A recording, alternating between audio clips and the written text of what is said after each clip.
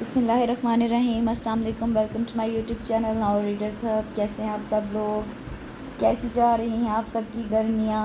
یہاں بھی بہت زیادہ گرمی ہے، اور یہ جو بیک گراؤنڈ نوائز ہے نا، اس کو کائنڈلی اگنور کریے گا، کیونکہ میں گرمی بہت زیادہ اور میں اس وقت بالکل پنکھے کے نیچے ہوں، تو جس کی وجہ سے نا پنکھے کی ہوا جو ہے نا وہ کافی زیادہ ڈسٹوریشن کر رہی ہے، شور اس کا بہت زیادہ آ رہا ہے، تو میری گزارش ہے کہ اس کو اگنور کریے گا۔ آج ہم جو ناول پڑھ رہے ہیں وہ ہے فائزہ چیمہ کا ہم سفر ہیں جگنو بھی۔ یہ بہت پہلے میں نے پڑھا تھا اور مجھے بالکل بھی یاد نہیں ہے یہ کون سی بیس ہے، کون سی تھیم ہے اس کی، تو تھوڑا تھوڑا ذہن میں تھا، تو میں نے کہا نہیں میں نا ابھی ایک ہی مرتبہ پڑھوں گی تو پھر خود بھی مجھے سمجھ میں آ جائے گی کہ اس کی تھیم کون سی ہے۔ ویسے میں اس کی ساری تھیم جو ہے نا وہ ڈسکرپشن باکس میں بھی لکھ دوں گی، آپ کائنڈلی چیک کر لیجیے گا کہ یہ جو ناول ہے کس چیز پہ بیسڈ ہے۔ تو یہ آیا تھا شوا ڈائجسٹ میں، ہاں میرا خیال ہے یہ بالکل شوا میں آیا تھا اکتوبر 2006 کے شمارے میں۔ تو چلیے سٹارٹ کرتے ہیں۔ ہم سفر ہیں جگنو بھی بائی فائزہ چیمہ۔ صبغہ اسے بہت دیر سے اٹھانے کی کوشش کر رہی تھی، مگر وہ اپنی ہر کوشش کو ناکام ہوتا دیکھ کر اس نے آخری حربہ آزمایا۔ پانی منہ پر پڑتے ہی اس نے جھنجھلا کر آنکھیں کھول دیں تو اٹھ کر کپڑے جھاڑتے ہوئے صبغہ کو کوسنے لگی، جبکہ صبغہ ڈھیٹ بنی تازہ برش کیے ہوئے دانت اسے دکھا رہی تھی۔ تم انتہائی بدتمیز اور ایل مینرڈ لڑکی ہو۔ اچھا واقعی؟ صبغہ تشویش سے بولی۔ ہم دونوں بدتمیز اور ایل مینرڈ ہو گئی ہیں۔ میں نہیں، صرف تم، وہ دانت پیستے ہوئے بولی۔ مگر تم خود ہی تو کہتی ہو میری ساری عادتیں تم پر گئی ہیں۔ صبغہ کی معصومیت پر اس کا دل چاہا کہ پاس پڑے تکیے سے اس کی اچھی طرح تواضع کرے، مگر اس جنگ میں اسے یقیناً اپنی خوبصورت نیند سے ہاتھ دھونے پڑتے جو ابھی بھی اس کی آنکھوں میں بسی ہوئی تھی، اور ایسی نیند اسے کبھی کبھی ہی نصیب ہوتی تھی۔ اس لیے صبغہ کو برا بھلا کہتے ہوئے دوبارہ بیڈ پہ لیٹ گئی۔ تم اٹھ رہی ہو یا میں یہ کوئی اور طریقہ اپناؤں؟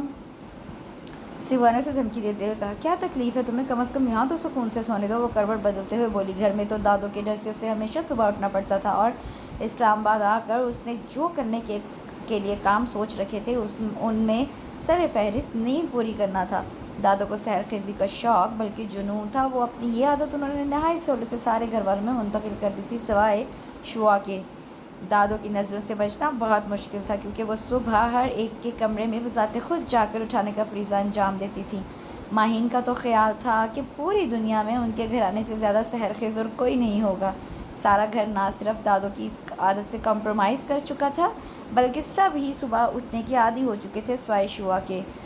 دادوں کے ڈر سے وہ صبح اٹھ تو جاتی تھی، مگر سوتے جاگتے نماز ادا کر کے دوبارہ بستر پر گر جاتی۔ دادوں کا دوسرا آرڈر تھا کہ نماز کے بعد کوئی سویا نہ کرے۔ ماشاءاللہ سبھی پڑھنے لکھنے والے بچے ہیں، نماز ادا کر کے اپنے پڑھائی کے کام نپٹایا کریں۔ شوا کو ان کا پہلا حکم اتنا گراں نہ گزرتا تھا جتنا کہ دوسرا۔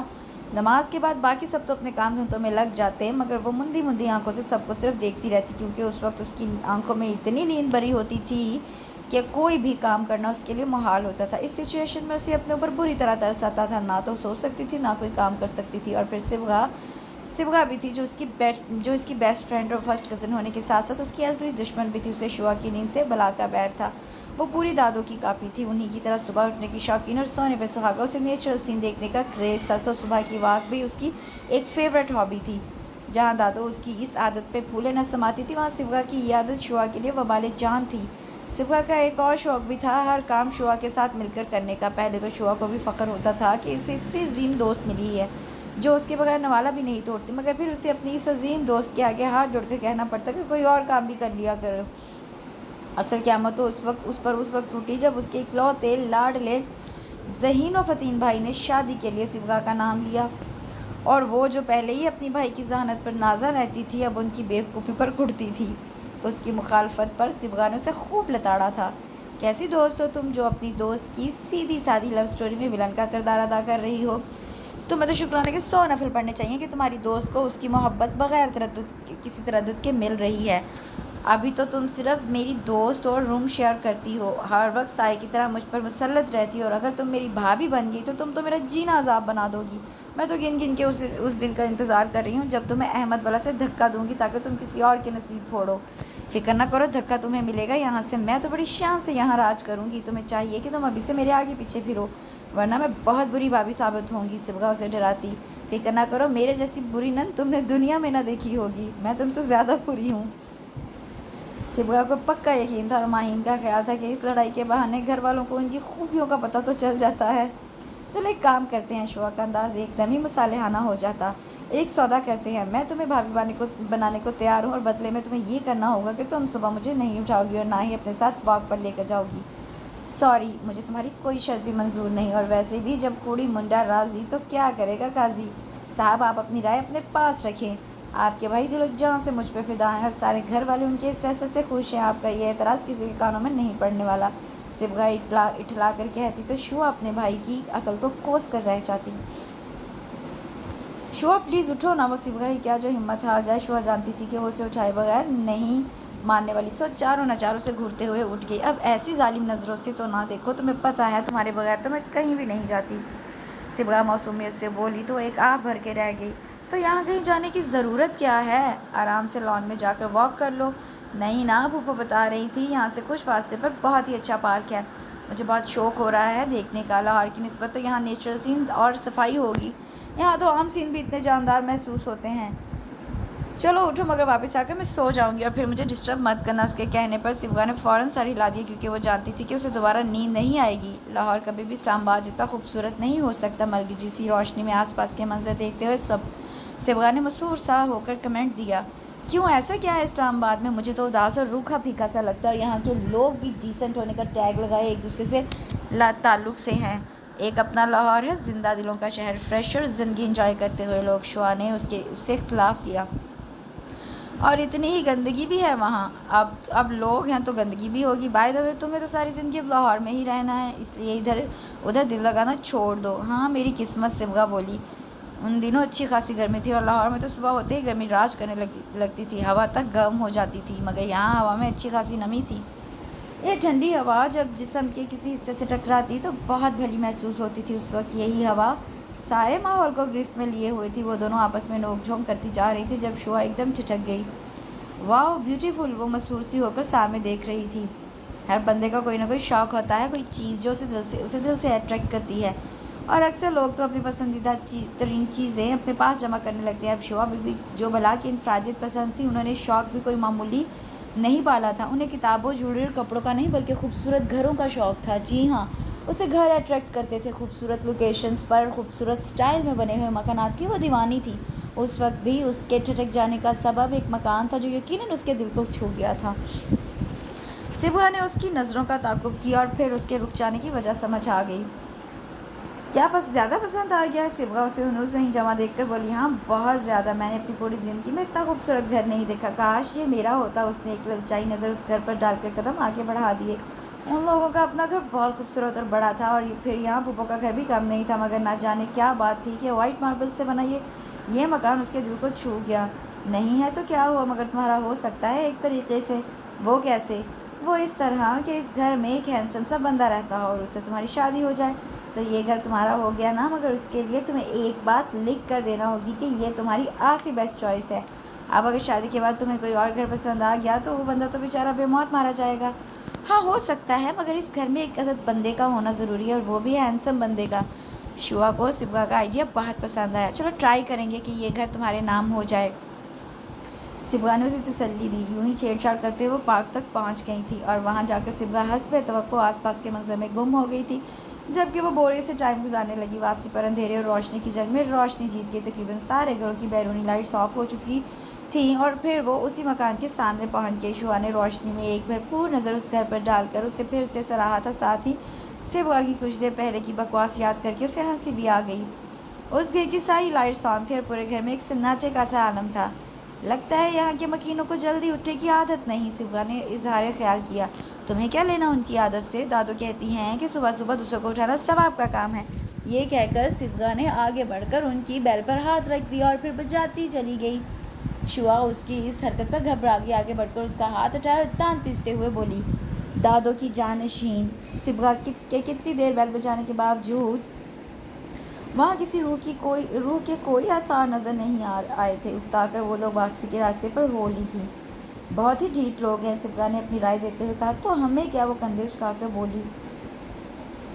وہ لوگ بہت کم اسلام آباد آتی تھی اور اس کی سب سے بڑی وجہ یہ تھی کہ پھوپھو کے گھر میں ان کے لیے کمپنی نہیں تھی. جب بھی وہ لوگ یہاں آتی بوری تھی محسوس کرتی. پھوپھو کے اکلوتے اور لاڈلے سپوت سلمان آرمی میں کیپٹن کے عہدے پر فائز تھے. ایک تو ادھر ادھر کی پوسٹنگ اور دوسروں سے چھٹیاں کم ہی ملتی تھی. اس نے ساتھ ہی کئی کورسز اسٹارٹ کر رکھے تھے. سو گھر میں پھوپھو اور حسن ماموں ہی ہوتے.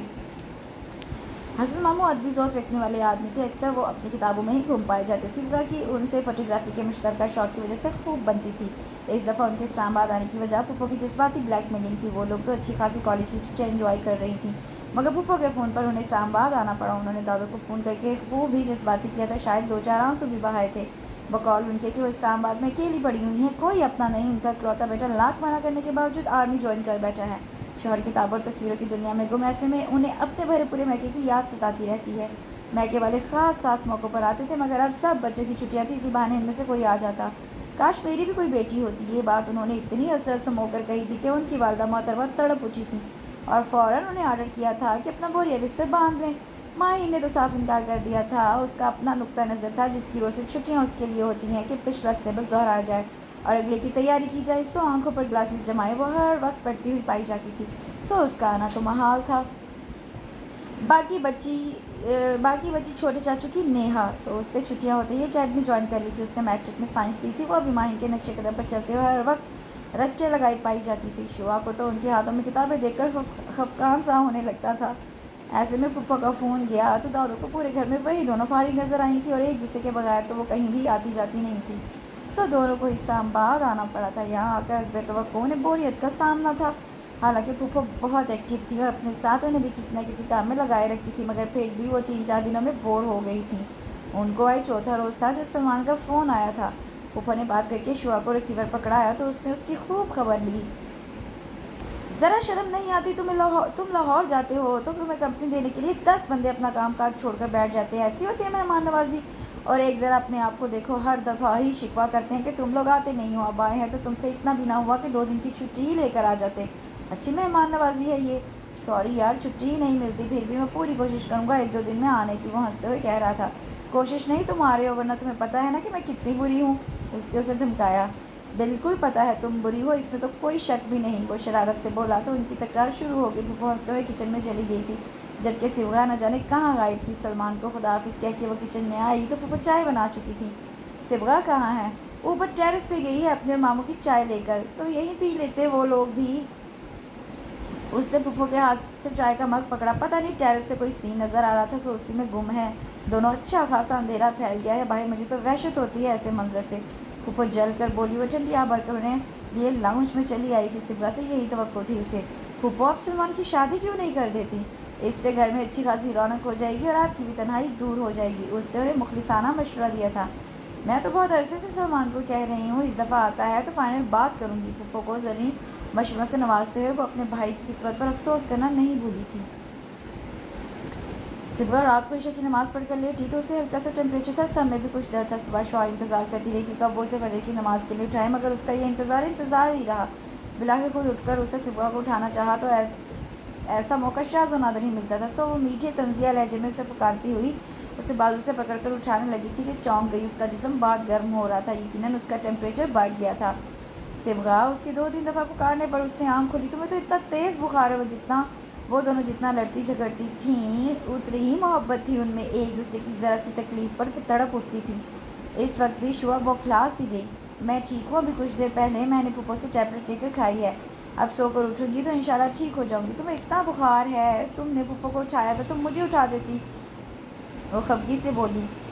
اب اتنا بھی بخار نہیں تھا. پھوپھو سے تو میں نے ٹیبلٹ لینی تھی ورنہ انہیں بھی ڈسٹرب نہ کرتی. اب تم اٹھو نماز پڑھو کہیں ٹائم نہ نکل جائے. میں اب کچھ دیر سوؤں گی. اوکے. اس نے وضو کر کے نماز پڑھی تھی. اس وقت تک سبغا سو چکی تھی. شاید یہ ٹیبلٹس کا اثر تھا. حیرت کی بات یہ تھی کہ اسے اس وقت بالکل بھی نیند نہیں آ رہی تھی. پھوپھو بھی فجر کی نماز کے بعد غالباً سو چکی تھی. پورے گھر میں اس وقت سناٹا چھایا ہوا تھا. اس کا بے ساختہ دل گھبرایا تو وہ اکیلی ہی واک کے لیے نکل آئی. ارادہ تھا کہ کچھ دیر ادھر ادھر جا کر واپس آ جائے گی مگر جب گھر سے نکلی تو پھر چلتی ہی چلی گئی. ویران سڑک پر اکیلے چلتے ہوئے اسے بہت مزہ آ رہا تھا. اچانک اس کے پاس سے 2-3 لڑکے جاگنگ کرتے ہوئے گزرے تو ان کی آوازوں سے وہ اپنے خیالوں کی دنیا سے باہر گئی. تبھی اسے احساس ہوا تھا کہ وہ کافی دور نکل آئی اور اسے احساس کے ہوتے ہی وہ فوراً واپس مڑی. راستے میں اس کے قدم اسی گھر کے آگے سست پڑنے لگے تھے اور ذہن میں سبغا کی باتیں گونجی تو تو وہ خود بخود مسکرا دی. انہیں واک کے لیے آتے پورا ہفتہ ہو گیا تھا اور صبح نے جو پہلے دن سے اس گھر کی بیل بجانے کا کام شروع کیا تھا تو پورا ہفتہ اس نے یہ فریضہ بڑی ایمانداری سے انجام دیا تھا. وہ اس گھر کو شوا کا سسرال کہتی تھی. حیرت کی بات تو یہ تھی کہ اتنے دنوں سے صبح مسلسل بیل بجا رہی تھی مگر اس کے باوجود کوئی بھی گیٹ تک نہیں آیا تھا. ہر وقت ایک خاموشی سی اس گھر پر چھائی رہتی تھی. ان دونوں کا مشترکہ خیال تھا کہ یا تو اس گھر میں لوگ ہی کم ہیں یا پھر صبح اٹھنے کے چور ہیں. وہ کہتی تھی یار شوا تمہارے سسرال والے تو مجھے بہت ہی ڈھیٹ لگتے ہیں. دل میں صبغہ کی باتیں یاد کر کے ہنستے ہوئے آگے بڑھی اور بے اختیار بیل پر ہاتھ رکھ دیا. چلو صبغہ بی تم نہیں تو کیا ہوا, ہم تمہاری ڈیوٹی انجام دے دیتے ہیں. آج وہ بڑے مزے سے کافی دیر تک بیل بجاتی رہی. اسے یقین تھا کہ روز کی طرح آج بھی کوئی نہیں اٹھے گا اور اسی یقین کا پلو تھامے وہ اطمینان سے بیل بجا کر پیچھے ہٹی. پھر روز کی طرح اس نے ایک بھرپور نظر اس گھر پر ڈالی مگر روز کی طرح اس کی نظر واپس نہیں لوٹی تھی, ایک جگہ پر تھم گئی تھی. اس کے کچھ دیر پہلے کے یقین نے اسے مسکرا کر دیکھا اور اس کے ہاتھ میں شرمندگی تھما کر خود بھاگ نکلا. اسے سمجھ میں نہیں آ رہا تھا کہ اس کے ساتھ کیا ہوا. کیا ضروری تھا کہ وہ آج اکیلی آتی اور پھر صبغہ کا کام انجام دیتی اور اس گھر کے مکین جو پورے ہفتے سے نشہ کر کے سوئے ہوئے تھے ان میں سے ایک کو آج ہی جاگنا تھا اور پھر ٹیرس پر کھڑے ہو کر آج ہی سراغ لگانا تھا کہ کون مہربان انہیں روز تنگ کرنے کا فریضہ انجام دیتا ہے. ٹیرس پر کھڑا بندہ بڑی فرصت سے بغور اسے دیکھ رہا تھا اور اس کے پاس اس کے علاوہ اور کوئی چارہ نہیں تھا کہ وہ یہاں سے کھسک لے. سو اس نے یہی کیا. تیز تیز قدموں سے چلتے ہوئے اس نے پیچھے مڑ کر ایک دفعہ بھی نہیں دیکھا. گھر پہنچنے تک وہ اس بات پر کڑتی رہی تھی کہ اس نے یہ بچکانہ حرکت کی کیوں. کیا سوچتا ہوگا وہ اس کے بارے میں, کتنی ill mannered لڑکی ہے. ساتھ ساتھ اسے صبغہ پر بھی غصہ آ رہا تھا جس نے یہ کام شروع کیا تھا. گھر پہنچی تو خلاف توقع پھپھو جاگی ہوئی تھی اور اس کے پوچھنے پر انہوں نے بتایا کہ ابھی سلمان کا فون آیا تھا, وہ آج آ رہا ہے. پھپھو کو تو اس خبر پر بہت خوش ہونا ہی تھا اور وہ بھی کچھ دیر پہلے کی بدمزگی بھلا کر بہت پرجوش ہو گئی تھی. آپ اب سوئیں گی نہیں؟ ارے بیٹا انہیں اب نیند کہاں, دیکھنا اب کچن میں گھس جائیں گی اور ہمیں اس سوکھے ناشتے پر رکھا کر اپنے لاڈلے کے لیے سارا دن مزے مزے کی ڈشز بنائیں گی جیسے وہ پورے 1 مہینے سے بھوکا ہو اور یہاں صرف کھانے کے لیے آ رہا ہو. حسن ماموں بھی اٹھ کر باہر آ گئے تھے اور شوا کے سوال کے جواب میں انہوں نے پھپھو کو چھیڑتے ہوئے کہا وہ نہ تو بھوکا ہے اور نہ صرف کھانا کھانے آ رہا ہے. مگر آپ ایک ماں کا دل نہیں سمجھیں گے, پھپھو نے جواباً کہا. بہت اچھی طرح سمجھتے ہیں اور ہمیں ایک ماں کے دل پر کوئی اعتراض بھی نہیں. ہماری تو صرف اتنی سی گزارش ہے کہ کبھی بیوی کے دل سے بھی سوچیے. ان کے لہجے میں شرارت تھی. ہاں کبھی آپ کو تو کچھ پکا کے کھلایا نہیں جیسے, وہ خفگی سے بولی. شوا ان کی نوک جھونک سے محظوظ ہوتی صبغہ کو دیکھنے چلی گئی. وہ ابھی تک سو رہی تھی. ماتھے پر ہاتھ رکھ کے اس کا بخار چیک کیا تو اسے کافی تسلی ہوئی. اس کا جسم پہلے کی طرح گرم نہیں تھا. اسے سوتا چھوڑ کر پھپھو اور ماموں کے پاس لاؤنج پر چلی آئی. وہ ناشتہ بنا رہی تھی, ماموں اخبار پڑھنے میں مصروف تھے. وہ پھپھو کے ساتھ ان کی مدد کرنے لگی. ناشتے کے بعد پھپھو نے شام کا مینیو ترتیب دیا تو اسے یقین ہو گیا تھا کہ حسن ماموں صحیح کہہ رہے ہیں. مینیو دیکھ کر کہیں سے نہیں لگ رہا تھا کہ ایک بندے کے لیے یہ سب کچھ ہے. یوں لگ رہا تھا کہ کسی بہت بڑی فیملی کی دعوت کی جا رہی ہے. پھپھو ماموں ٹھیک ہی کہہ رہے تھے, آپ صرف سلمان سے ہی محبت کرتی ہیں, ہمیں تو آپ نے اتنے مزے مزے کی چیزیں نہیں بنا کے کھلائیں. اس نے انہیں چھیڑتے ہوئے کہا. اس تانے کے لیے تمہارے ماموں ہی کافی ہیں, وہ اسے گھور کر بولی تھی. پھر بھی وہ اکیلا اتنا ڈھیر سارا کھانا کیسے کھائے گا. اس کے لیے تو ہر ڈش کا ایک چمچ ہی کافی ہوگا. یہ صرف اس کے لیے نہیں تم لوگوں کے لیے بھی ہے, اور وہ اکیلا نہیں ہوگا, حیدر بھی آ جائے گا. ویسے بھی کتنے دن ہو گئے ہیں اسے چکر لگائے ہوئے. یہ کون ذات شریف ہیں؟ حیدر سلمان کے بچپن کا دوست ہے, بہت ہی محبت ہے دونوں میں. ان دونوں کی اسکولنگ ساتھ ہی ہوئی تھی, کالج میں بھی ایک ساتھ گئے. پھر سلمان اپنے انٹرسٹ کی وجہ سے آرمی میں چل گیا اور حیدر نے MBA کے بعد اپنا بزنس سیٹ کر لیا. حالانکہ آرمی میں تو اسے جانا چاہیے تھا, اس کے بابا آرمی میں تھے. اسی لین میں کچھ فاصلے پر اس کا گھر ہے. سلمان کے جانے کے بعد بھی اکثر آتا جاتا رہتا ہے حال احوال پوچھنے. اس پر کافی دن ہو گئے اسے چکر لگائے ہوئے, پتہ نہیں کیوں آیا نہیں. میں ابھی فون کرتی ہوں اسے. ویسے تو سلمان نے بتا دیا ہوگا اسے اپنے آنے کا, یہاں ہمیں بتانے سے پہلے وہ اسے فون کر کے بتا دیتا ہے. پھپھو اسے جس شخصیت سے متعلق بتا رہی تھی اسے بھلا اس میں کیا دلچسپی ہو سکتی تھی. سب بے دلی سے سنتے ہوئے چکن کڑھائی کے لیے مسالہ تیار کرنے لگی تھی. حیدر سلمان سے زیادہ میرا خیال رکھتا ہے, وہ بہت کیئرنگ ہے, اور کچھ اس کی مجھ سے زیادہ وابستگی اس لیے ہے کہ اس کی مدر کی اس کے بچپن میں ہی ڈیتھ ہو گئی تھی. تب سے وہ بہت حساس ہو گیا ہے. مجتبیٰ بھائی نے دوسری شادی بھی نہیں کی تھی. بچپن میں وہ سارا دن گھر میں اکیلا ہوتا تھا, اس لیے میں اسے یہیں لے آتی تھی. کئی بار تو وہ سلمان کے ساتھ ہی رات کو یہیں سو جاتا تھا. اب تو اپنے بزنس کی مصروفیت کی اور کچھ سلمان کے جانے کی وجہ سے کم ہی آتا ہے, مگر پھر بھی ہفتے میں 2-3 چکر تو لگا ہی لیتا ہے. حیدر کی ذات میں دلچسپی نہ ہونے کے باوجود اسے اس کی مدر کی ڈیتھ کا سن کر بہت دکھ ہوا تھا. اسی دوران صبغہ بھی اٹھ کر آ گئی تھی۔ اس کے اصرار کے باوجود شوا نے اسے کچن میں گھسنے نہیں دیا۔ وہ برے برے منہ بناتی لاؤنج میں بیٹھ کے ٹی وی دیکھنے لگی۔ کوکنگ سے کافی حد تک فارغ ہو کر وہ اور پھپھو ابھی لاؤنج میں آ کر بیٹھی تھی کہ سلمان کی آمد ہو گئی۔ اور سناؤ کزنز، دیکھا کیسا باعہد بندہ ہوں، تم لوگوں نے کہا اور فوراً چلا آیا۔ سنائیں گے، بہت کچھ سنائیں گے، ذرا بیٹھو تو صحیح، صبغہ شوخی سے بولی۔ بائی دا وے، تم لوگوں کی آمد سے میرے پیارے شہر پر کوئی آفت تو نہیں ٹوٹی نا؟ ابھی تک تو نہیں ٹوٹی۔ ہم نے سوچا ایک دفعہ تم بھی آ جاؤ، پھر اکٹھے ہی نپٹیں گے، تم سے بھی اور تمہارے اس روکھے بھیکے شہر سے بھی۔ ان لوگوں کی تکرار اور باتیں جو ایک دفعہ شروع ہوئی تو پھر انہیں وقت گزرنے کا پتہ بھی نہیں چلا۔ پھپھو کچن میں جا کر کام سمیٹنے لگی تھی، جبکہ وہ بڑی دلچسپی سے سلمان سے آرمی والوں کی اوٹ پٹانگ باتیں سننے میں لگی تھی۔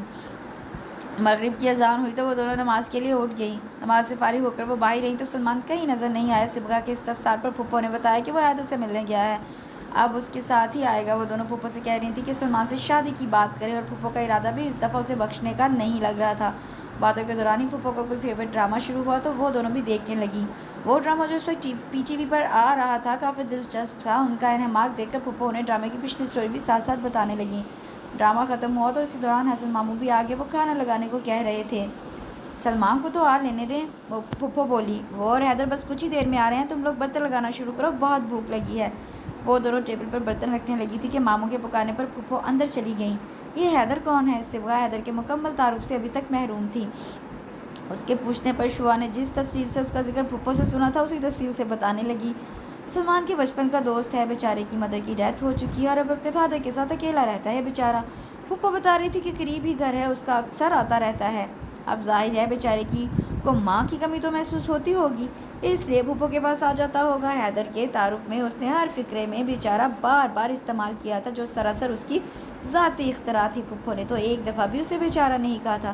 صبغہ کو بیچارے حیدر مجتبیٰ کے مکمل تعارف سے فیض یاب کر کے جب وہ کچن سے دوسرے برتن لانے کے لیے مڑی تو گویا جم سی گئی۔ سلمان اپنے اسی بیچارے دوست کے ساتھ سامنے کھڑا تھا۔ صبغہ خامخواہ شرمندہ ہونے لگی تھی کیونکہ اسے اندازہ ہو گیا تھا بیچارے کی تکرار وہ دونوں بھی سن چکے ہیں۔ اس نے شوا کی طرف دیکھا تو وہ بت کی طرح ساکت تھی۔ زمین میں گڑ جانا، چلو بھر پانی میں ڈوب مرنا قسم کے سارے محاورے سے شدت سے یاد آ رہے تھے، مگر اس وقت وہ کوئی بھی اپنے اوپر اپلائی نہیں کر سکتی تھی کیونکہ یہ اس کے بس میں نہیں تھا۔ اس کے اس قدر ششدر رہ جانے کی وجہ کچھ دیر قبل کی ہوئی بکواس نہیں تھی، بلکہ سلمان کے ساتھ کھڑے شخص کو ابھی صبح ہی تو بڑی بھرپور قسم کی سچویشن میں دیکھ چکی تھی۔ اسے سمجھ میں نہیں آ رہا تھا کہ اسے اس وقت کیا کرنا چاہیے۔ اسی دوران پھپھو باہر آئی تو اس کی مشکل آسان ہوئی تھی۔ وہ جھپاک سے کچن میں گھس گئی جبکہ صبغہ باہر ہی کھڑی تھی۔ اب وہ باہر نہیں جانا چاہتی تھی مگر صبغہ نے آ کر اسے کھانا لگانے کا کہا اور خود بھی کچن سے برتن اٹھا کر باہر نکلی تو اسے بھی مجبوراً نکلنا پڑا۔ پھپھو اسی لڑکے سے اتنے دن کی غیر حاضری کا گلہ کر رہی تھیں۔ آنی یقین کرے پورے ہفتے سے بخار تھا، کچھ کام اتنا بڑھ گیا ہے کہ ساری ساری رات جاگ کے پیپر ورک کرنا پڑتا ہے۔ بابا بھی گاؤں گئے ہوئے ہیں، ساری رات جاگنے کے بعد صبح کہیں سونے لگتا ہوں تو بیل بجنے لگتی ہے۔ اسے نئی عادت پڑ گئی ہے خواہ مخواہ بجنے کی۔ اب اسلم تو بابا کے ساتھ گیا ہوا ہے، سو گیٹ کھولنا بھی میری مجبوری ٹھہری۔ جب تک میری نیند ٹوٹتی تب تک بیل بجانے والا بھاگ چکا ہوتا ہے۔ وہ اور بھی کچھ کہہ رہا تھا مگر پھپھو اس کے بخار کا سن کر اس پہ بگڑنے لگی۔ اس نے انہیں اطلاع کیوں نہیں دی؟ سلمان کی اس پر نظر پڑی تو وہ ان دونوں کا آپس میں تعارف کروانے لگا۔ صبغہ غالباً متعارف ہو چکی تھی، اسے اس کی طرف دیکھتے ہوئے ڈر سا لگ رہا تھا۔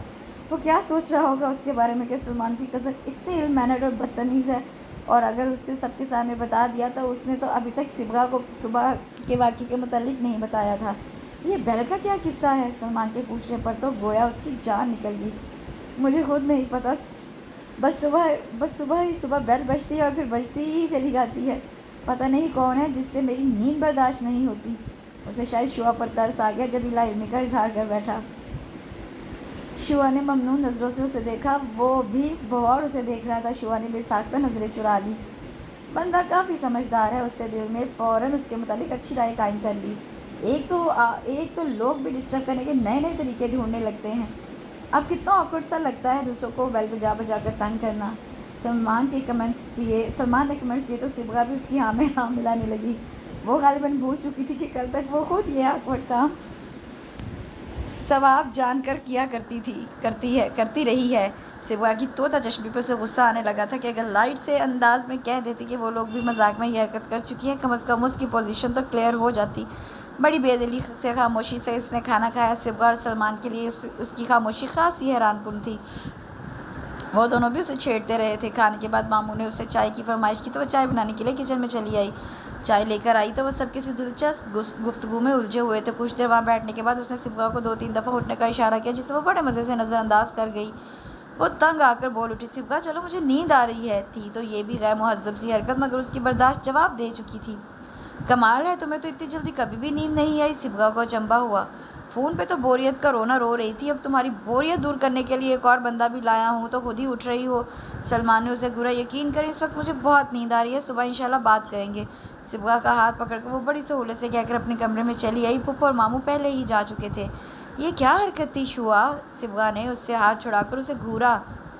کون سی حرکت؟ وہ معصومیت سے بولی تو سبغا تپ گئی۔ اب اتنی انجان بھی نہ بنو، آئی ایم شیور تمہیں ذرا بھی نیند نہیں آ رہی، پھر اس جھوٹ کی وجہ؟ سبغا کے کہنے پہ اسے صبح والا قصہ سنانا پڑا تھا۔ ساری بات سن کر وہ خفگی سے بولی، تم مجھے اب بتا رہی ہو؟ صبح سے موقع ہی نہیں ملا۔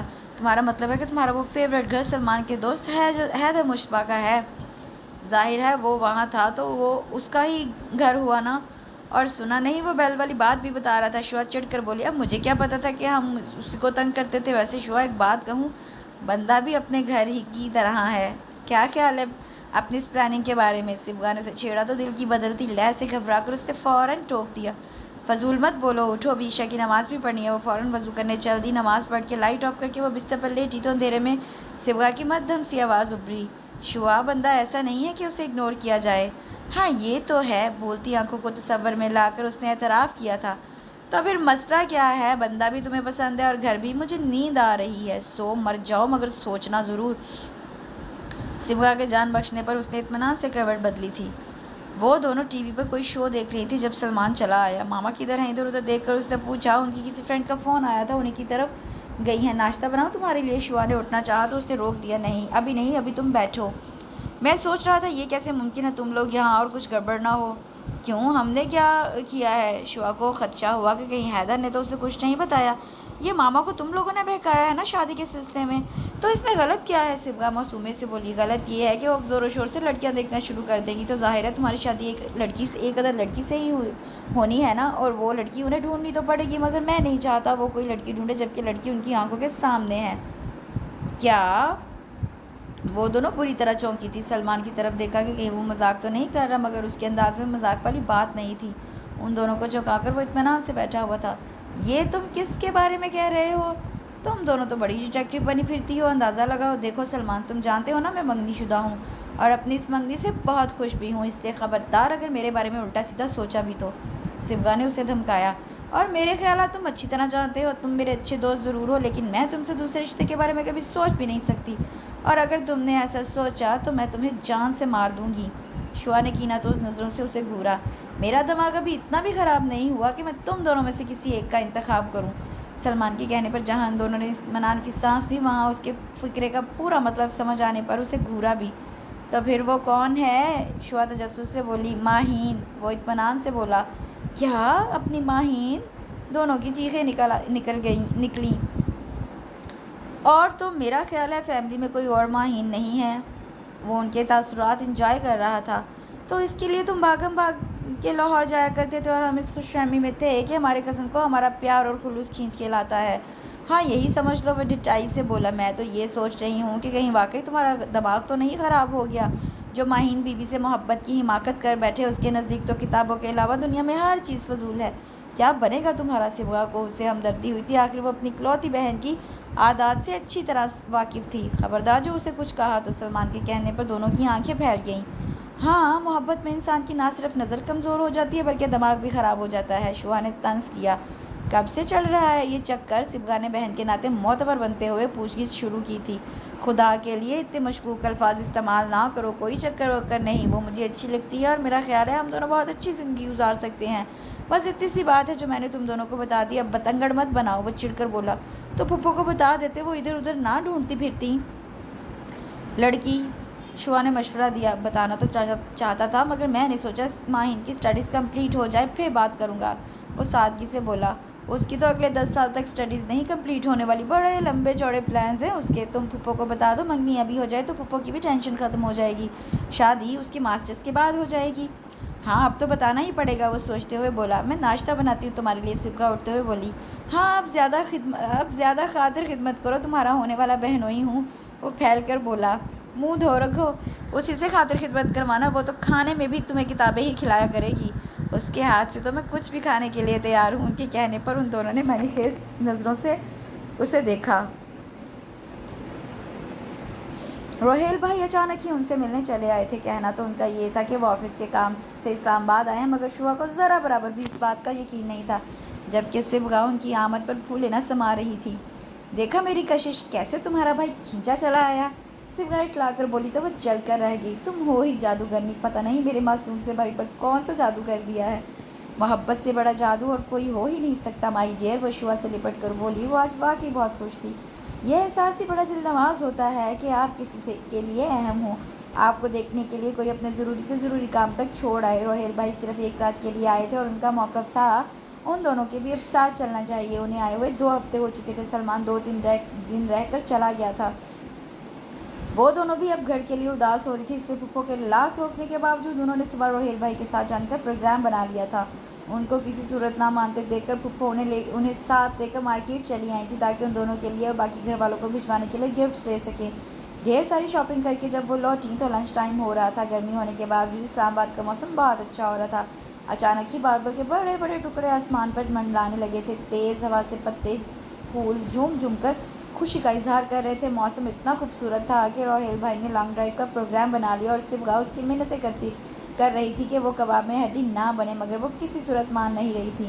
دیکھو ایسا موقع کبھی کبھی تو ملتا ہے، اور وہ بھی اس غضب کے موسم میں۔ کیا ہے اگر تم نہ جاؤ تو؟ ایمی میں کیوں نہ جاؤں، میرا دل نہیں چاہتا موسم انجوائے کرنے کو۔ دیکھو اگر آج تم میری بات مان لو تو میں وعدہ کرتی ہوں جب تمہاری منگنی ہوگی تو میں تمہیں ایسے مواقع ضرور فراہم کروں گی۔ صبح کے ملتجی انداز میں کہنے پر اس نے اس پر احسان کرتے ہوئے کہا، چلو کیا یاد کرو گی، کیسی اچھی نند سے پالا پڑا ہے۔ پھر اسے یوں ہی بیٹھا دیکھ کر روہیل بھائی نے پوچھا، تم نہیں جا رہی؟ میرے سر میں درد ہے، چلو تم آرام کرو، ہم لوگ بھی نہیں جاتے پھر۔ آخر اکلوتی لاڈلی بہن کا اتنا خیال تو تھا انہیں بھائی کی محبت پر نازا ہوتے ہوئے وہ فوراً بولی، نہیں آپ لوگ جائیں، صبح کو کچھ چیزیں لینی ہیں اپنے اور میرے لیے۔ مگر ابھی تو تم لوگ شاپنگ کر کے آ رہی ہو، ان کی حیرانی بجا تھی۔ کچھ چیزیں بھول گئے تھے، گھر آ کر یاد آئی ہیں۔ اوکے آؤ صبح، میں گاڑی نکالتا ہوں۔ تھینکس۔ ان کے نکلتے ہی صبح نے پیار سے اپنی دوست کو دیکھا، ٹھیک ہے لیکن آتے ہوئے میرے لیے آئس کریم ضرور لے کر آنا، اور ہاں وہ جوتا جو میں نے پہن کر دیکھا تھا مگر لیا نہیں، اب میں سوچ رہی ہوں کافی اچھا تھا، وہ بھی لے آنا، اور ہاں اپنے پیسوں سے لانا، خبردار جو میرے بھائی کی جیب ڈھیلی کروائی، میں پوچھ لوں گی ان سے۔ اچھا، صبح مرے انداز میں بولی تو شوا اس کی انداز پر ہنستی ہوئی کمرے میں چلی گئی۔ 3 گھنٹے کی بھرپور نیند لے کر وہ اٹھی۔ صبح اور روہیل بھائی ابھی تک نہیں آئے تھے، پھپھو کچن میں تھی، اسے آتا دیکھ کر وہ چائے بنانے لگی تھی۔ چائے کے مگ پکڑ کر جب وہ اور پھپھو لان میں آئی تو شام ہو رہی تھی اور موسم بھی بہت خوبصورت ہو رہا تھا۔ پھپھو سے ڈھیروں باتیں کرتے ہوئے اس نے بہت مزے سے چائے پی تھی۔ پھپھو ان دونوں کے جانے سے بہت افسردہ تھی، اتنے دن سے گھر میں رونق تھی، اب پھر وہی سناٹا بولنے لگے گا۔ پتہ نہیں کون سے لوگ بیٹیوں کو بوجھ کہتے ہیں، میری اور تمہارے ماموں کی تو شدید خواہش تھی بیٹی کے لیے، بس اللہ کی مرضی ہی نہیں تھی۔ پھپھو کو افسردہ دیکھ کر شوا نے انہیں بہلاتے ہوئے کہا، بس کچھ ہی عرصے کی بات ہے، پھر سلمان کی شادی ہو جائے گی تو آپ کی یہ کمی بھی پوری ہو جائے گی۔ ہاں یہ تو ہے، اور پھر جب سے سلمان نے ماہین کے لیے کہا ہے میں تو بےتاب ہو رہی ہوں کہ کب ماہین کو اس گھر میں لے آؤں۔ مجھے یقین ہے وقار بھائی انکار نہیں کریں گے اور سبرینا بھابھی تو بہت خوش ہوں گی، 2 ہی تو بیٹیاں ہیں ان کی اور دونوں ہی اپنوں میں جائیں گی، ان سے بڑھ کر ان کے لیے کیا تمانیت اور کیا ہوگی۔ صبح تو ان کی آنکھوں کے سامنے رہے گی اور راہیل کی صورت میں ان کی بیٹے کی کمی بھی پوری ہو جائے گی۔ ہاں یہ تو ہے، شوا نے ان سے اتفاق کیا۔ میکے کے ذکر پر پھپھو جو شروع ہوئی تو پھر باتوں کا سلسلہ کہاں سے کہاں جا نکلا تھا۔ انہی باتوں کے دوران وہ شوا سے بولی، مجھے مجتبیٰ بھائی کی طرف جانا تھا، اصل میں 3-4 دن ہو گئے انہیں گاؤں سے آئے ہوئے اور ان کی طبیعت بھی کچھ خراب ہے، پرسوں تمہارے ماموں گئے ہوئے تھے ان کی طرف، وہ ہی آ کر بتا رہے تھے، اگر تم چلو تو ابھی ہو آتے ہیں، ویسے بھی صبح اور راہیل تو پتہ نہیں کب تک آئیں گے۔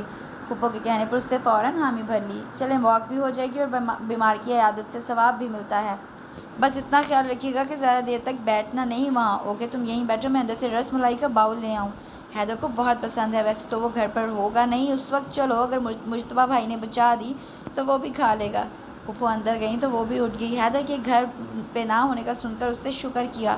سلمان جب یہاں تھا تو اکثر اس سے سامنا ہو رہا تھا، گو کہ اس نے کبھی بھی اسے کچھ جتایا نہیں تھا، مگر پھر بھی اسے خواہ اس کی موجودگی میں شرمندگی ہوتی رہتی تھی۔ پھپھو رس ملائی کا باؤل لے کر آئیں تو وہ ان کے ہمراہ اس گھر میں چلی آئیں جس نے اسے پہلی نظر میں ہی مسحور کر دیا تھا۔ وہ گھر باہر سے جتنا خوبصورت تھا، اندر سے اس سے بھی کہیں زیادہ تھا۔ لاؤنج تک جاتے ہوئے اس کی نظریں بار بار ادھر ادھر بھٹک رہی تھیں۔ گھر کے انٹیریئر کو دیکھ کر اس کی نظروں میں بے پناہ ستائش امڑ آئی تھی۔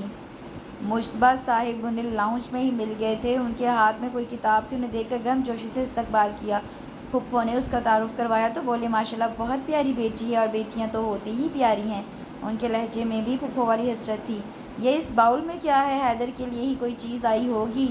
رس ملائی ہے آپ دونوں کے لیے، پھپھو نے سیاستدانوں والا جواب دیا تو وہ ہنس دیا، پھر اپنے کسی ملازم کو آواز دینے لگے، مگر وہ پتہ نہیں کہاں تھا جو ان کے اتنے پکارنے پر بھی نہیں آیا تھا۔ البتہ حیدر چلا آیا۔ اسے دیکھ کر وہ جو بڑی ریلیکس ہو کر بیٹھی تھی ایک دم سیدھی ہو گئی۔ السلام علیکم۔ وعلیکم السلام، میں تو سوچ رہی تھی کہ تم آفس میں ہوگے، پھپھو بولی تو وہ ان کے پاس ہی بیٹھ گیا۔ بس دیکھ لیں، میرے دل نے کہا آج آپ آنے والی ہیں اس لیے جلدی آ گیا۔ شوا آپ کیسی ہیں؟ پھپھو کو جواب دیتے ہوئے اس نے اس سے پوچھا تو وہ مسکرا کر اتنا ہی کہہ سکی، ٹھیک ہوں۔ رحیم کو کیوں آوازیں دے رہے تھے آپ؟ یار چائے بنوانے کے لیے؟ وہ تو کہیں گیا ہے، چلے میں بنا دیتا ہوں۔ اس سے پہلے کہ وہ اٹھتا انہوں نے اسے روک دیا۔ شوا پہلی دفعہ ہمارے گھر آئی ہے اور میں اسے چائے پلانا چاہتا ہوں۔ جوشاندہ نہیں بابا، یہی جوشاندہ آپ اکثر و بیشتر بہت محنت کر کے بنواتے ہیں، وہ خفگی سے بولا۔ یار اس وقت تو مجبوری ہوتی ہے، کاش تمہاری جگہ اللہ نے مجھے ایک پیاری اور سگر سی بیٹی دی ہوتی۔ انہوں نے اسے چھیڑا تو وہ انہی کے انداز میں بولا، تو آپ دوسرا طریقہ اپنائیں، اپنے اس قابل اور ہونہار بیٹی کی شادی کر دیں، فری میں بیٹی مل جائے گی آپ کو۔ شرم کرو، خود اپنے منہ سے شادی کے لیے کہہ رہے ہو، تو جب آپ کو خیال نہیں آتا تو میں کیا کروں پھر؟ ہاں اگر آپ کو یہ منظور نہیں تو دوسرا آپشن حاضر ہے، آپ میری ممی کو لے آئیں۔ جنت سے؟ نہیں یار، وہ وہاں بہت خوش ہوگی، یہاں آ کر تو تمہیں دیکھ کر اس کا بی پی بھی نارمل نہیں ہوگا، اس کو وہیں رہنے دو، ہم پہلے والے مشورے پر غور کرتے ہیں۔ اس کی بات کو انہوں نے اس مہارت سے موڑا کہ وہ جھنجھلا گیا۔ چائے تو وہیں رہ گئی، شوا بنا لیتی ہے، ویسے بھی شوا بہت اچھی چائے بناتی ہے۔ پھپھو نے یہ کہہ کر ان دونوں باپ بیٹی کی تکرار کو ختم کیا۔ مگر شوا کیا سوچے گی؟ وہ پہلی دفعہ آئی ہے اور ہم اس سے کام کروا رہے ہیں۔ وہ راضی نہیں ہوئے۔ ڈونٹ وری انکل، میں ایسا ویسا کچھ نہیں سوچوں گی، آپ بتائیں کچن کدھر ہے؟ وہ فوراً اٹھ کھڑی ہوئی تو اشارے سے انہیں کچن کا بتایا۔ وہ اس طرف چلی آئی۔ دودھ تو فریج سے مل گیا تھا، مگر وہ 2-3 کیبنٹ دیکھنے کے باوجود اسے نہ تو پتی ملی نہ ہی چینی۔ اب کیا کروں؟ وہ کچھ دیر اسی طرح کھڑی رہی، پھر اس سے پہلے کہ باہر جا کر ان سے پتی اور چینی کا پوچھتی وہ کچن میں چلا آیا۔ شیلف پر دودھ دیکھ کر اس نے کوئی کیبنٹ کھولا اور پتی اور چینی اس کے سامنے نکال کر رکھ دی اور شوا پر ایک نظر ڈال کر باہر نکل گیا، اور شوا گہری سانس لے کر چائے بنانے لگی۔ جب وہ چائے لے کر باہر آئی تو ان کا ملازم آ چکا تھا۔ وہ فوراً کچن میں چلا گیا اور کچھ ہی دیر بعد ڈھیروں ریفریشمنٹ کے ساتھ باہر نکلا۔ اس دوران پھپھو انکل سے سلمان اور ماہین کے رشتے کے بارے میں ڈسکس کرتی رہی تھیں۔ شوا نے چائے انہیں دی تو ایک سپ لے کر فوراً اس کی تعریفوں کے پل باندھنے لگے، جبکہ شوا ان کی اتنی ڈھیر ساری تعریفوں پہ شرمندہ ہو رہی تھی۔ بیٹا مجھے چائے بہت پسند ہے، اور حیدر کی ممی بہت زبردست چائے بناتی تھی، بالکل تمہاری طرح کی۔ اب تو عرصے سے کبھی اپنے اور کبھی رحیم اور حیدر کے ہاتھ کی چائے پی کر آج یہ چائے پی تو اس کا ذائقہ ہی الگ محسوس ہو رہا ہے۔ انہوں نے بہت سہولت اور بے تکلفی سے اسے اپنے ساتھ گفتگو میں شامل کیا۔ بڑے غیر محسوس انداز میں وہ تھوڑی ہی دیر میں ان سے بے تکلف ہو گئی، اور اس کا سارا کریڈٹ یقیناً انہیں ہی جاتا تھا۔ وہ اس سے مختلف موضوعات پر چھوٹی چھوٹی باتیں کرتے رہے، اس کی دلچسپیاں جانتے رہے۔ حیدر وہاں نہیں تھا، اس لیے وہ بڑی سہولت سے ان سے باتیں کر رہی تھی۔ انکل آپ کا گھر بہت خوبصورت ہے، اس کے لہجے میں بے پناہ ستائش تھی۔ بھئی اس کا سارا کریڈٹ تو حیدر کو جاتا ہے، وہ بھی طرح طرح کے تجربات کرتا رہتا ہے، تم اس کے سامنے تعریف کرنا وہ بہت خوش ہوگا۔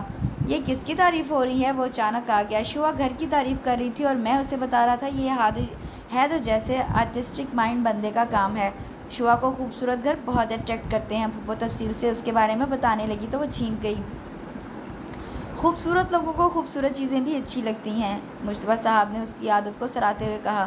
شوا پلیز ایک کپ چائے بنا دیں، وہ اس سے مخاطب ہوا تو وہ ٹیبل پر رکھے چائے کے فلاسک کی طرف متوجہ ہو گئی۔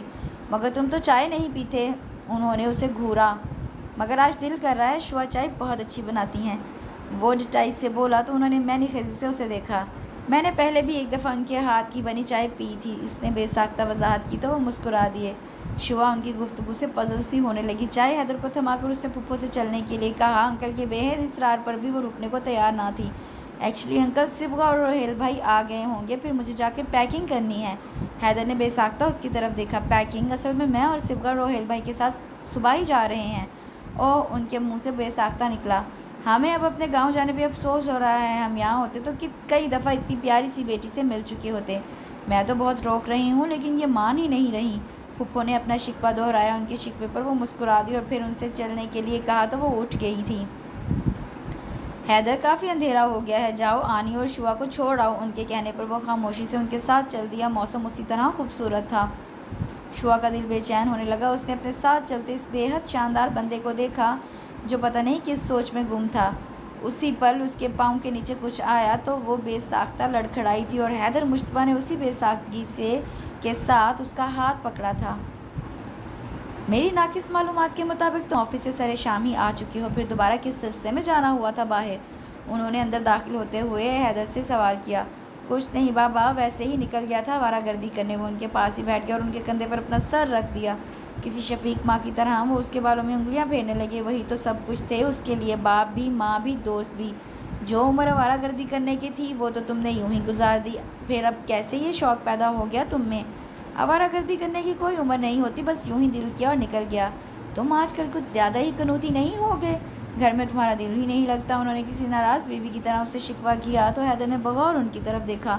ان کی نگاہیں اس وقت ٹی وی پر تھیں، مگر حیدر جانتا تھا وہ اسی کی طرف متوجہ ہیں، اس لیے کہ آپ بہت بدل گئے ہیں۔ اس نے جواباً شکوہ کیا تو انہوں نے چونک کر اسے دیکھا تھا۔ مثلاً کیسے؟ پہلے آپ کو اینجلینا جولی پسند تھی اور اب آپ نکول کڈمین کو دیکھنے لگے ہیں۔ بات بات پر مجھے پھوہڑ کہتے ہیں اور میرا ذرا بھی خیال نہیں رکھتے۔ میں صرف اس وقت نکول کڈمین کو دیکھ رہا ہوں۔ پسند میری بار بار نہیں بدلتی اور پھوہڑ تو تم سدا کے ہو۔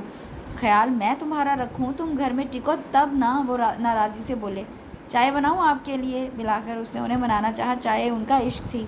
رہنے دو، مجھے نہیں جوشاندہ پینا۔ پہلے بھی تو آپ اسی طرح کی چائے پیتے تھے۔ وہ چڑھ کر بولا۔ شوا بھی اچھی چائے بناتی ہے، بالکل تمہاری ممی کی طرح۔ تو پھر میں کیا کروں؟ دن میں 20 دفعہ وہ چائے پیتے تھے اور اتنی مرتبہ اسے یہ فقرہ سننے کو ملتا تھا۔ اب تو وہ زچ ہونے لگا۔ میں آج حسن اور عائشہ بھابھی کی طرف گیا تھا۔ اچھا، پھر؟ اسے دلچسپی ظاہر کرنے پڑی۔ اگلے ہفتے وہ سلمان کی منگنی کا پروگرام رکھ رہے ہیں، تم چکر لگا لینا ان کی طرف۔ یہ تو بہت اچھی بات ہے، میں صبح ہی ان کی طرف چلا جاؤں گا۔ وہ خوشی سے بولا۔ حیدر تمہیں نہیں لگتا اب تمہاری بھی شادی ہو جانی چاہیے؟ بہت سالوں تک تنہائی کی سزا کاٹی ہے، اب اس گھر میں کوئی تو دھنک رنگ آنچل لہرانا چاہیے، چوڑیوں کے کھنکنے کی آواز آنی چاہیے۔ بہت تھوڑی زندگی رہ گئی ہے، اب تو اس سزا کو ختم ہو جانا چاہیے۔ اب تو حق بنتا ہے یار کوئی خوشی دیکھنے کا۔ ان کے لہجے میں یاسیت تھی۔ حیدر کے دل کو کچھ ہوا۔ میں نے کبھی آپ کی بات ٹالی ہے؟ آپ جب کہیں گے، جیسے کہیں گے، جو بھی کہیں گے، میں اس سب کے لیے تیار ہوں۔ سچ کہہ رہے ہو؟ وہ بے یقین ہوئے۔ آپ کو یقین کیوں نہیں آ رہا؟ آج سے پہلے میں نے کبھی آپ کی کوئی بات ٹالی ہے؟ آج پتہ ہے کیا ہوا؟ جب میں حسن کی طرف گیا تو وہ دونوں بھی یہی کہہ رہے تھے کہ اب حیدر کی شادی ہو جانی چاہیے۔ چاہتا تو میں بھی یہی تھا، مگر تم جانتے ہو لڑکی ڈھونڈنا سب سے مشکل مرحلہ ہوتا ہے اور یہ کام صرف عورتیں ہی بہتر طریقے سے کر سکتی ہیں۔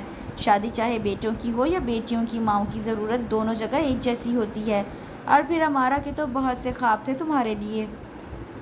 تم چھوٹے سے تھے تبھی اس نے مجھے اپنی بہو کی خصوصیات گنوانا شروع کر دی تھی اور ان کو سن کر میں ہمیشہ اس کا مذاق اڑاتا تھا کہ ایسی بہو کے لیے تمہیں اللہ تعالیٰ سے اسپیشل دعا کر کے اس سے منگوانا ہوگا۔ وہ کچھ یاد کر کے مسکرا دیا۔ حیدر بڑی دلچسپی سے ان کی بات سن رہا تھا۔ اس کو گھر میں گھر رکھنے کے لیے کسی سلجھی ہوئی بچی کی اس گھر کو گھر رکھنے کے لیے کسی سلجھی ہوئی بچی کی ضرورت ہے اور میں ایسی لڑکی خود نہیں ڈھونڈ سکتا، اور ویسے بھی میری یہ عمر لڑکی ڈھونڈنے کی نہیں ہے، اور نہ ہی تم سے اتنا ہوا کہ تم خود ہی کوئی لڑکی میرے سامنے لا کر میری مشکل آسان کر دو۔ ان کی شگفتگی سے کہنے پر حیدر کی آنکھوں میں ایک شبی لہر آئی۔ خیر ہوا یہ ہے کہ میں نے یہ کام عائشہ بھابھی کے سپرد کر دیا۔ ان کا ہلکا احباب بہت وسیع اور مزے کی بات سنو، انہوں نے فوراً تمہارے لیے ایک لڑکی کا نام لے دیا۔ مجھے ان کی پسند پر پورا بھروسہ تھا اور تمہاری سعادت مندی پر بھی، اس لیے میں نے بھی ہاں کر دی۔ عائشہ بھابھی نے اس لڑکی کے گھر فون کر کے اس سلسلے میں بات کی تو انہوں نے ہمیں آنے کی دعوت دی ہے۔ میں سوچ رہا تھا سلمان کی منگنی سے نپٹ کر سب سے پہلے یہی کام کریں گے، کیوں کیا خیال ہے؟ جیسے آپ کی مرضی، وہ بے دلی سے بولا۔ انہوں نے اس کی بے دلی پوری طرح محسوس کی تھی جبھی مسکرا کر بولے، चलो अच्छी सी चाय बनाने की कोशिश करो, अभी तो कुछ अरसा तुम्हारे हाथ का जो शानदार पीना पड़ेगा, मगर खैर लंबी है गम की शाम, मगर शाम ही तो है। और अगर उसे भी चाय बनानी ना आती हुई तो उससे उन्हें छेड़ा। फिक्र ना करो, मैंने सबसे पहले इसी बात का इत्मीनान किया था। अच्छा सुनो, अगर तुम उस लड़की से मिलना चाहो तो मैं आयशा भाभी से कहूँ? नहीं, अगर आप और रानी मुतमईन है तो ठीक है, अच्छी ही होगी। हाँ वाकई अच्छी तो वो बहुत है, इतनी अच्छी कि मेरा बेटा जिसने कभी चाय को छुआ तक नहीं था, उसके हाथ की बनी चाय बड़े मज़े से पीता है और उसके जाने का सुनकर एकदम उदास हो जाता है और उसके जाने के बाद आवारागर्दी शुरू कर देता है और उसके लिए पहली बार अपने बाप से अपना आप छुपाता है। वो शरारत से कह रहे थे और वो जो वहाँ से उठने लगा था, दब से वहीं बैठकर बेयकीनी से उन्हें देखने लगा। क्या कह रहे हैं आप? वही जो आप समझ रहे हैं। वो अनजान बने। बाबा प्लीज़ सच बताइए ना। वो बेताबी से बोला, सच ये है बेटा कि जब मैंने शुआ को देखा तो मुझे लगा तुम्हारी मम्मी की बताई हुई खसूसियात वाली बहू मेरे सामने आ गई हो, और इससे पहले कि मैं कुछ और सोचता मेरे साहबजादे ने मेरी मुश्किल आसान कर दी।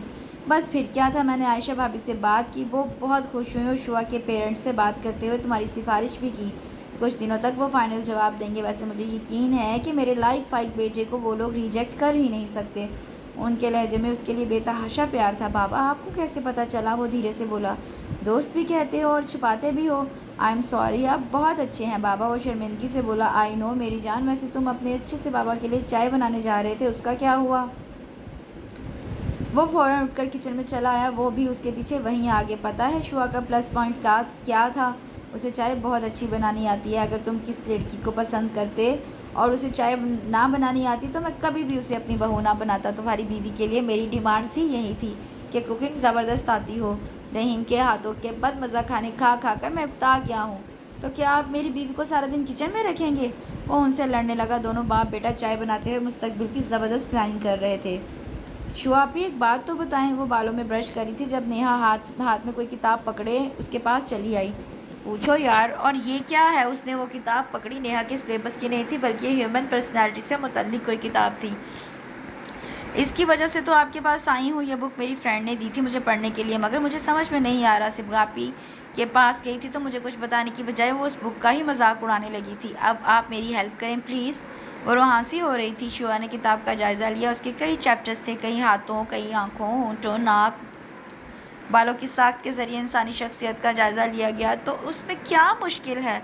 ये देखिए, उसने पहला चैप्टर खोला, आँखों से मुतल्लिक। मुझे समझ में नहीं आ रहा ये गुलाफी, शहाबी, मंगोली, किताबी आँखें क्या होती हैं? छोटी और बड़ी आँखों के मुतल्लिक के बारे में तो जानती हूँ, अब आप मुझे इनके बारे में बताएं। नेहा ने उसे मुश्किल में डाल दिया था। उसने कौन सा आँखों पर रिसर्च की हुई थी जो उसे बताती मरता क्या ना करता कि मस्ताक। उसने खुद को आमादा करके आँखों के बारे में उसे बताना शुरू किया। आखिर उसकी काबिलियत का सवाल था। सिबगा भी उस दौरान वहाँ आ गई थी। उसे शरारत सूझी तो सिबगा को तंग करने के लिए छोटी और मंगोल आँखों को सिबगा की आँखों से तशबीह दी। हाँ, जैसे तुम्हारी आँखें तो बड़ी किताबी गुलाफियाँ हैं। हस्बे तवक्को वो फ़ौरन चिढ़कर बोली। इसमें क्या शक है? वो इतरा कर बोली। अच्छा आप ये बोलती आँखें कैसी होती हैं और आँखें भला कैसे बोल सकती हैं? नेहा ने अगले पॉइंट की तरफ उसकी तवज्जो मबजूल करवाई। बोलती आंखें। वो सोच में पड़ गई थी कि किसकी आंखों की मिसाल देकर नेहा को बोलती आंखों के मुतालिक समझाए। सिबगा उसे चुप देखकर मैंने खजी से बोली, जैसे हैदर मुश्तबा की आंखें। शुआ गड़बड़ा सी गई। मुझे क्या पता मैं कौन सा उसकी आंखों पर रिसर्च की थी। ये हैदर मुश्तबा कौन है? नेहा आंखों को भूलकर उसकी पॉइंट की तरफ मतवज्जा हुई। कोई नहीं, तुम जाओ, अगले चैप्टर के मुतालिक तुम्हें शुआ भी सुबह बताएंगी। सिबगा ने उसे वहाँ से उठाया तो मुँह बसूरती हुई वहाँ से उठ गई। फजूल मत बोला करो सिबगा। शुआ ने उसे घूरा। इसमें कौन सी फजूल की बात है? मैंने तो सिर्फ बोलती आंखों के मुतालिक कहा है। अब हमारी फैमिली में तो किसी की भी ऐसी आंखें नहीं, सो मैंने हैदर मुश्तबा का नाम ले लिया। मगर तुम्हें इतना गुस्सा क्यों आ रहा है? पिछले 10-12 दिनों में जब से हम इस्लामाबाद से आए हैं तुम हर रोज़ किसी न किसी बात में उसका जिक्र ले आती हो। तुम मुझसे मिली ही कितनी दफ़ा हो जो बात बात पर उसका जिक्र लेकर बैठती हो। वो सिबगा से उलझ पड़ी। तो तुम्हें क्या प्रॉब्लम है? मेरी मर्ज़ी में जिसे चाहे याद रखो। सिबगा का अंदाज़ चिढ़ाने वाला था कि उसे बेतहाशा गुस्सा आ गया। मुझे कोई प्रॉब्लम नहीं, तुम्हारा दिल जो करता है वो करो, बल्कि एक तस्वीर लेकर सुबह शाम उसका नाम लिया करो। उसने हेयर ब्रश ज़ोर से फेंका और बाहर निकल गई। सिबगा ने बगौर उसका अंदाज़ देखा और बड़बड़ाई, प्रॉब्लम कोई छोटी मोटी नहीं, बहुत बड़ी है। शुआ जब से वापस आई थी बहुत चिड़चिड़ी हो गई थी। बात बात पर उसे गुस्सा आने लगा था और सिबगा उसकी कैफियत समझ रही थी। شعا میری بات سنو۔ صبح پھولی ہوئی سانسوں کے ساتھ کمرے میں داخل ہوئی۔ جوش سے اس کا چہرہ سرخ ہو رہا تھا۔ کیا ہے؟ اس کی بیزاری عروج پر تھی۔ پھپھو کا فون آیا ہوا تھا۔ ابھی شعا سمجھ نہیں پائی کہ اس میں اتنی خاص بات کون سی ہے جو وہ اسے اتنے جوش سے اطلاع دے رہی تھی۔ پھپھو کا تو آج کل روز ہی فون آ رہا ہے۔ سلمان اور ماہین کی منگنی کی ڈیٹ فکس ہو چکی تھی اور پھپھو اپنی اکلوتی بہو کی پسند پوچھنے کے لیے تقریباً روز ہی فون کرتی تھیں۔ وہ تو ماہین کو ساتھ لے کر اس کی پسند سے شاپنگ کروانا چاہتی تھی، مگر ماہین نے یہ کام ان پر چھوڑ دیا تھا۔ پھپھو کی چوائس بہت اچھی تھی اور ویسے بھی ماہین آج کل سب سے ناراض تھی۔ پڑھائی کی عاشق ماہین کے لیے یہ منگنی نری سردردی تھی۔ وہ تو صاف انکار کر دیتی، مگر سبرینا چچی نے اس کی ایک نہ چلنے دی تھی۔ پھپھو کے فون میں خاص بات میرے لیے نہیں تمہارے لیے، اور جو تم اداس ہیروئن بنی پھرتی ہو نا، اس کا حل ہے اس فون میں۔ صبح کی بات پر وہ چونک گئی۔ کیا مطلب؟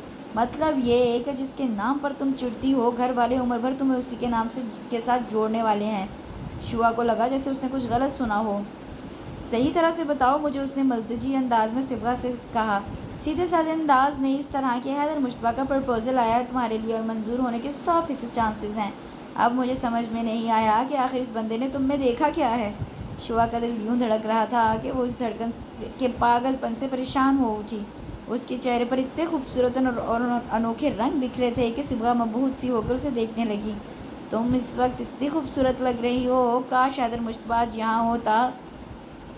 صبح کے کمنٹ پر وہ جھیم گئی۔ پھپھو مشتبہ انکل کے گھر سے ہی فون کر رہی تھی۔ میری انکل اور حیدر دونوں سے بات ہوئی ہے۔ انکل بتا رہے تھے کہ ہمارے لاہور آنے کے بعد ان کے صاحبزادے کا دل اسلام آباد میں نہیں لگ رہا تھا، سو انہوں نے لاہور والی کو ہی مستقل لانے کا ارادہ کر لیا۔ بیٹھے بٹھائے ان کا سیدھا سادہ بیٹا آوارہ گردی میں مبتلا ہو گیا تھا، سو انہیں فوراً ایکشن لینا پڑا۔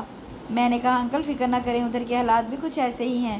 پھر حیدر بھائی سے بات ہوئی تھی، میں نے انہیں اس ارادے سے باز رکھنے کی پوری کوشش کی کہ آخر ان کی پوری زندگی کا سوال ہے، مگر وہ تو خود ہی اپنی زندگی اور سکون کے دشمن بنے ہوئے ہیں۔ میں نے تو انہیں صاف بتا دیا تھا کہ محترمہ خاصی بد مزاج اور نک چڑی ہیں، اور تمہاری بد تہذیبی کا مظاہرہ تو وہ آلریڈی دیکھ چکے ہیں، مگر لگتا ہے ان کا سلسلہ مجنوں سے کہیں جا کے ملتا ہے۔ مجال ہے جو میری باتوں پہ ان پر کوئی اثر بھی ہوا ہو۔ تمہیں کیا ضرورت تھی یہ سب بکواس کرنے کی؟ شعا کو غصہ آ گیا۔ اچھا، اور جو پچھلے 3 مہینوں سے جب سے میری روہیل سے منگنی ہوئی ہے، کچھ یاد کرو، تم بھی اسی قسم کی بکواس کر رہی ہو۔ میں نے تو صرف بدلہ لیا ہے۔ صبح مزے سے اسے چڑھاتی ہوئی باہر نکلی۔ اس کی سوچیں ایک دم بھٹک گئی تھیں اور ان کا مرکز حیدر مشتبہ تھا۔ اسے اپنے دائیں ہاتھ کو بغور دیکھا جس پر حیدر مشتبہ کا لمس ثبت تھا۔ اسے یوں لگا جیسے اس نے ابھی اس کا ہاتھ تھاما ہو اور حسب توقع یہ پرپوزل قبول کر لیا گیا۔ شعا کو یہ سب ایک خواب سا لگ رہا تھا۔ کیا وہ اتنی لکی تھی کہ جس بندے کو اس نے ابھی سوچنا شروع کیا تھا، وہی قدرت نے اس کے نام لکھ دیا تھا؟ ماما اور پاپا دونوں ہی اسلام آباد کا چکر لگا کر آئے تو بہت خوش تھے۔ حیدر انہیں بہت پسند آیا تھا۔ ماہین کو خوشی تھی کہ وہ اسلام آباد اکیلی نہیں جائے گی، اور سب سے زیادہ خوشی تو پھپھو کو تھی کہ دونوں ہی بھتیجیوں نے ان کے پاس ہی آنا تھا، اور صبح کو اس بات سے خوشی تھی کہ دونوں سے ایک ساتھ جان چھوٹنے والی تھی۔ تمہیں واقعی ہمارے جانے سے خوشی ہوگی؟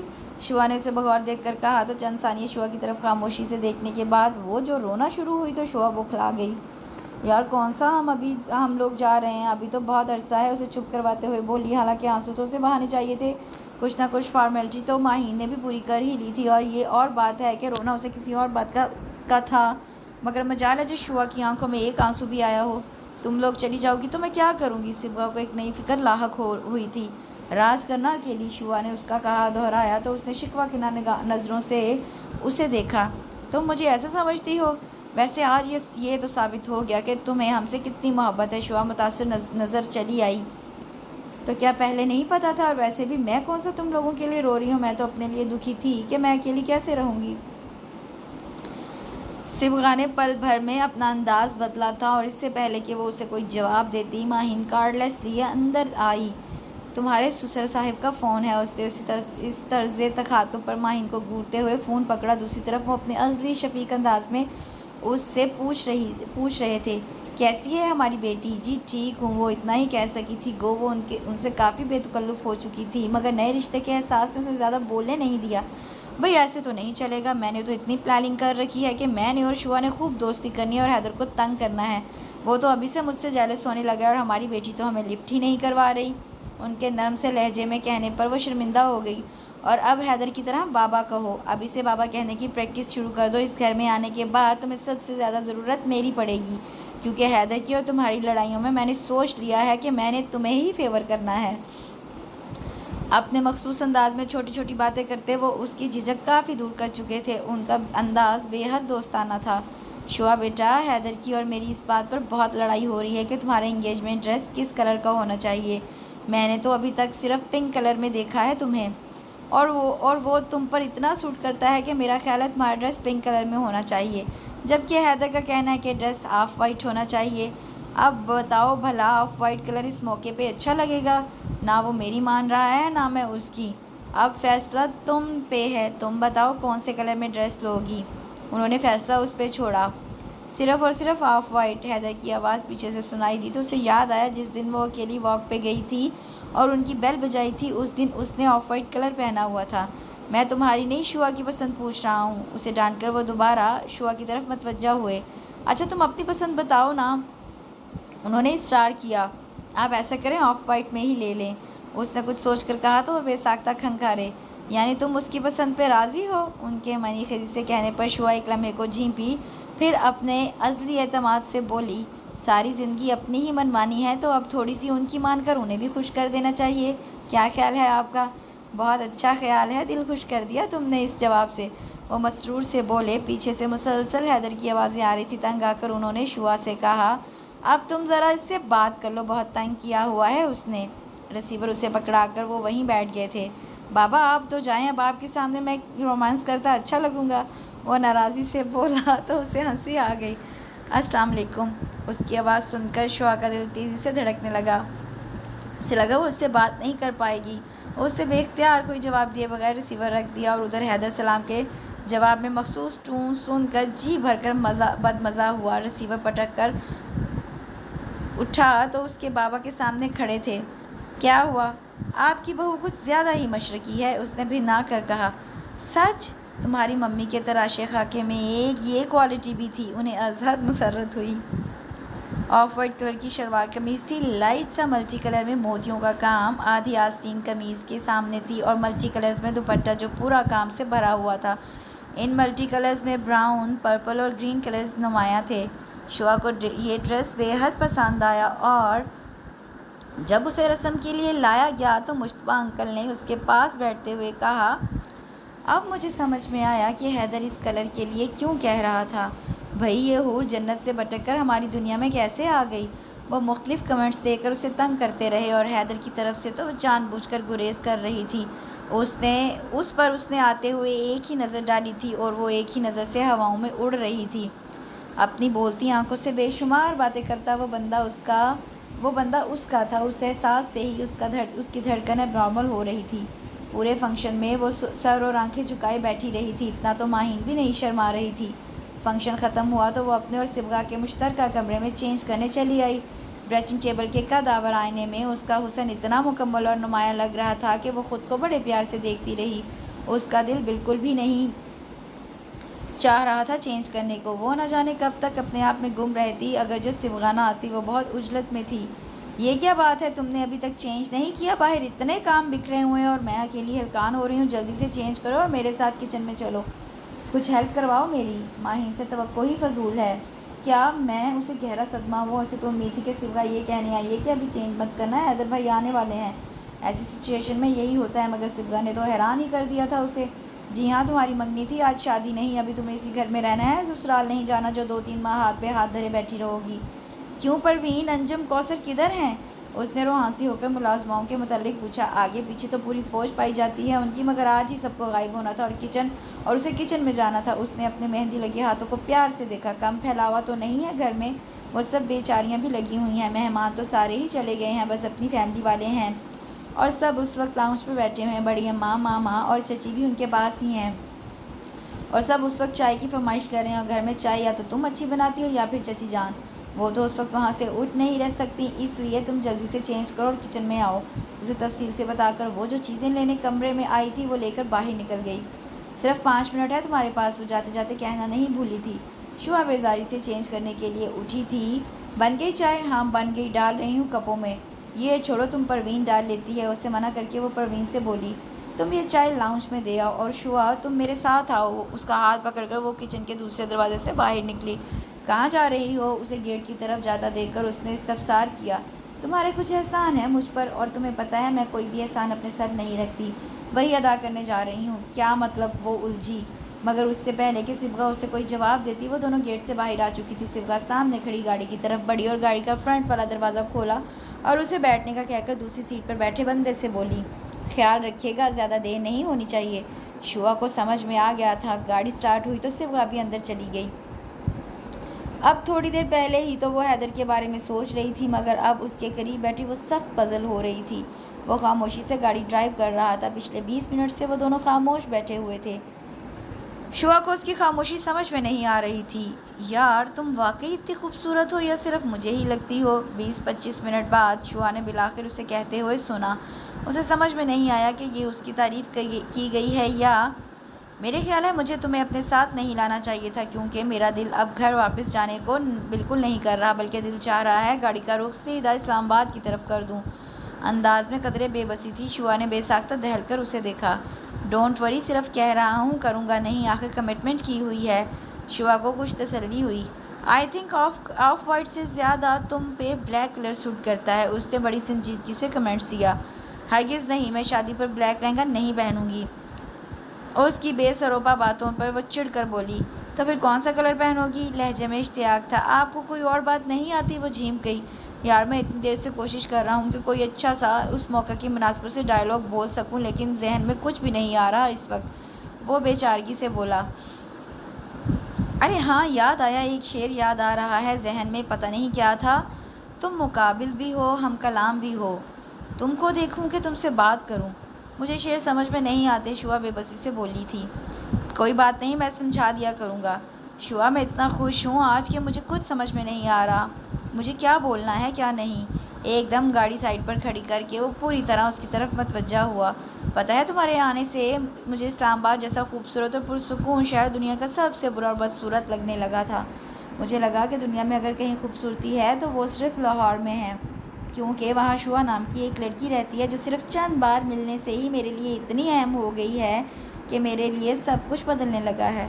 شعا اس کی طرف دیکھنے سے گریز کر رہی تھی۔ وہ جانتی تھی کہ ان چند جملوں میں چھپی وہ بے تحاشا باتیں جو وہ نہیں کہہ رہا تھا، وہ ساری باتیں بولتی آنکھوں سے چھلک رہی تھیں۔ وہ آنکھیں پاگل کر دینے والی تھی اور وہ پاگل نہیں ہونا چاہتی تھی۔